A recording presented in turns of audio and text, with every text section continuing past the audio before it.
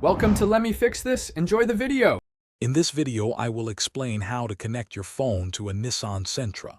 First, make sure your vehicle is safely parked and the engine is running. Next, grab your mobile phone and navigate to its settings. You'll need to turn on Bluetooth to begin the pairing process.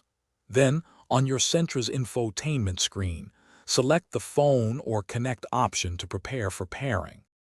Now that Bluetooth is active, let's pair your device. On your Sentra's display, choose Add New Device or Connect Device.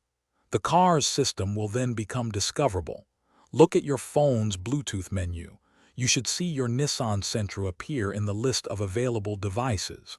Tap on your Sentra's name to initiate the connection. Once you've selected your Sentra, a 6-digit PIN will appear on both your phone and the car's screen. Carefully compare these numbers to ensure they match exactly. If they do, confirm the pairing request on both devices.